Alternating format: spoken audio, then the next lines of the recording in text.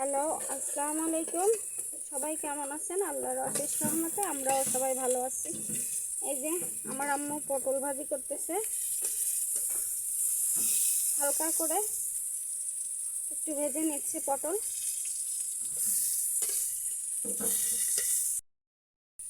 আলুগুলো অল্প করে একটু ভেজে নিবে। আমাদের এই যে আলু ভাজাও হয়ে গেল, এখন আলু ভাজাটা উঠাই নিবে। এই যে উঠাই নেওয়া হচ্ছে। এবার মাছ ভেজে নিচ্ছে।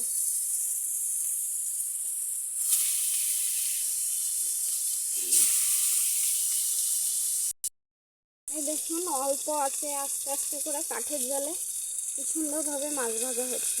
আর কাঠের জালের রান্নাতে এমনিই স্বাদ হয় অনেক। যে দেখেন আবার মাছ দেওয়া হয়েছে। মাছে হালকা লবণ, হলুদ আর মরিচের গুঁড়া দিয়ে মাখানো ছিল। আর এটা সমুদ্রের ভাঙন মাছ, তো এতে একটু লবণ থাকে, লবণের পরিমাণ কমাই দিতে হয়। আমাদের মাছ ভাজা হয়ে গেল, আমি উঠাই নিচ্ছে। তেল দিয়ে দিছে, এখন পেঁয়াজটা ভেজে নেবে।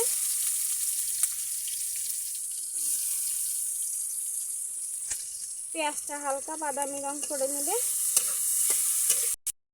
পেঁয়াজটা ভাজা হয়েছে, এখন আম্মু এক এক করে জিরে বাটা, আদা বাটা, শুকনো মরিচের গুঁড়া বাটা, গুঁড়া না, এবার রসুন আর একটু ধনের গুঁড়া দিয়ে নিলাম। পরে হলুদ, লবণ দিয়ে দিল,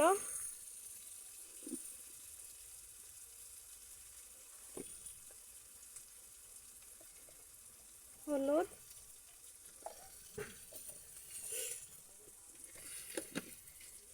এবার ভালো মতো একটু কষিয়ে নেবে।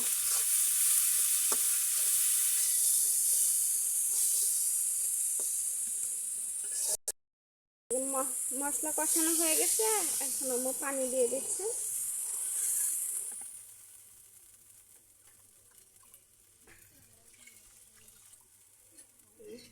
পানি দিয়ে দিল। এখন পানিতে বলক উঠলে তারপরে মাছ দিয়ে দেওয়া হবে। যে পটল আলু দিয়ে দিছে, এই যে ঝোল ফুটে উঠেছে, এখন মাছ দিয়ে দিচ্ছে। এক করে মাছ সুন্দর করে সাজিয়ে দিয়ে দিচ্ছে যাতে না ভাঙে।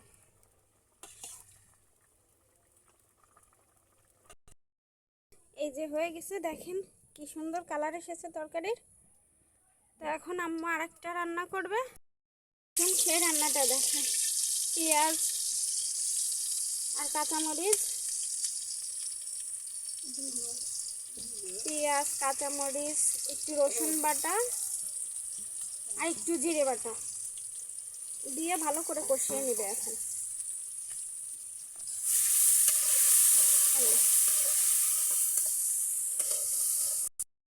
বন্ধুরা, হলুদ লবণ দিয়ে কষানোর পরে দিয়ে দিলে শিং মাছ আর আলু দিয়ে ভালো করে কষিয়ে নেবে।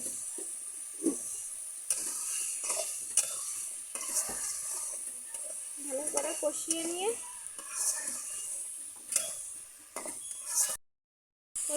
ঝোলের পানি দিয়ে দিচ্ছি। এখন ভালোভাবে কষিয়ে নিয়েছি।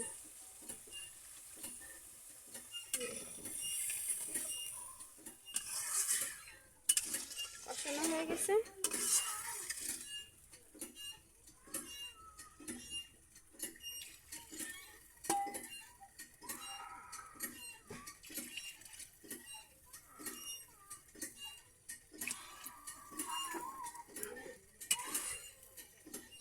এখন এই হয়ে গেলে এর মধ্যে দিয়ে দেবে উস্তে। পানিতে বলক উঠে গেছে, এখন দিয়ে দেবো উস্তে।